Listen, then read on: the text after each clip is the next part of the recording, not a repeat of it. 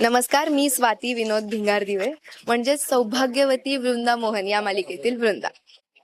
तुम्ही सगळ्यांनी प्रोमो पाहिलाच असेल. 3 प्रोमो झालेत आणि पर्सनली मला खूप आवडलेत आणि खूप सारे रिस्पॉन्स, खूप मेसेजेस येत आहेत. इनबॉक्स फुल झालाय सगळा. इतक्या छान छान प्रतिक्रिया येत आहेत आणि सगळ्यांचं एकच म्हणणं आहे की काहीतरी नवीन आहे, टिपिकल शो नाहीये, काहीतरी नवीन आहे. तर हो, तुमचे एक्सपेक्टेशन्स बरोबर आहेत आणि आम्ही ते एक्सपेक्टेशन्स पूर्ण करू.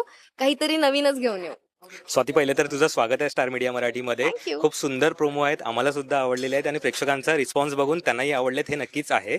सो पहिले तर काय सांगशील, ॲज अ लीड म्हणून तुझी पहिली मालिका आहे, सो तुझी रिॲक्शन काय आणि तुझं जेव्हा प्रोमो आले तेव्हा घरच्यांची रिॲक्शन काय होती? हो, पहिली लीड मालिका. माहित नाही मी कितीतरी वर्ष, कितीतरी दिवसांपासून या गोष्टीची वाट बघते आणि फायनली ते माझ्या हातात आहे. नशिबात असेल ते मिळतं, आज नाही तर उद्या. फक्त पेशन्स, मी तेच करत होते. मी पेशन्स ठेवले होते आणि फायनली ती वेळ जुळून आली आहे. मी शो लीड करतेय. सो मला जास्त बोलता येणार नाही, पण मी खूप खुश आहे, खूप खुश आहे. तर घरच्यांना कसं वाटतंय, कारण मुलीची पहिली लीड आहे.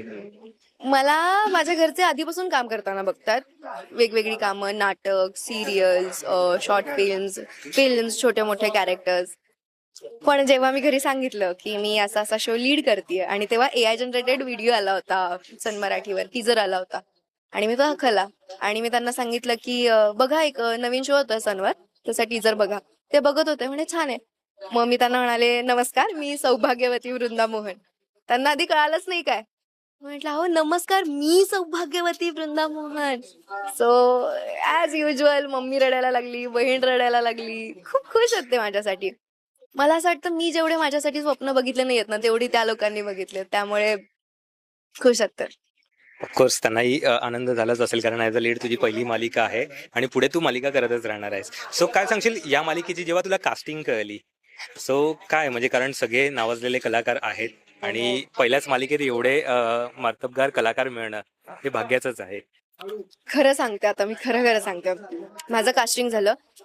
सुरुवातीला मी एकटीच, सुरुवातीला कोणीच नव्हतं. मी एकटीच शूट करत होते. मी, अजय सर आणि सगळी टीम.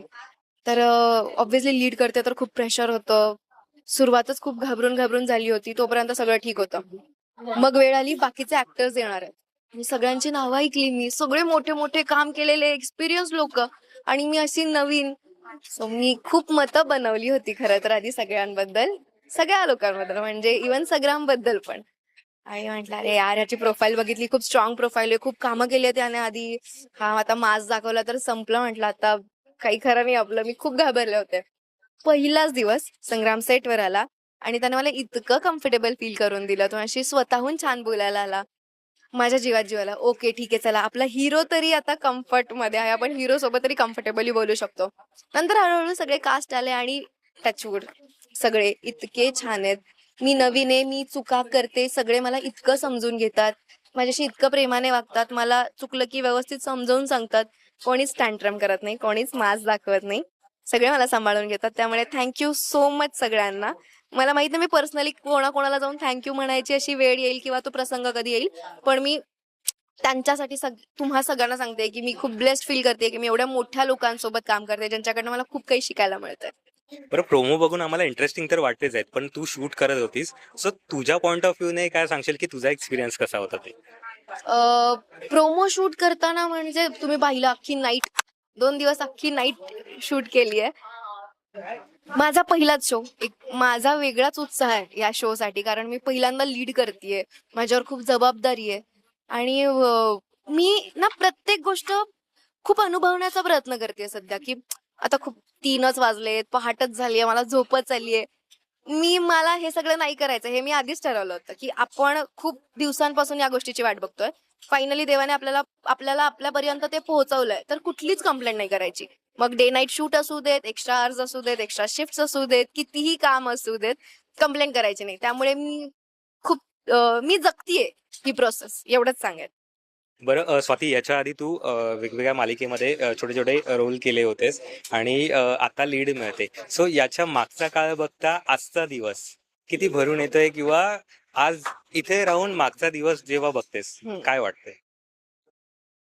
मला असं वाटतं की आज जे मी लीड करतेय ह्याच्या मागे एक 7 वर्षांचा प्रवास आहे.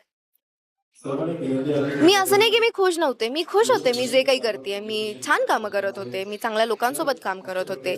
पण एक असतं ना की लीड करायचंय त्याची वाट बघत होते मी. खूप खूप वर्षांपासून आता ती वाट बघत होते.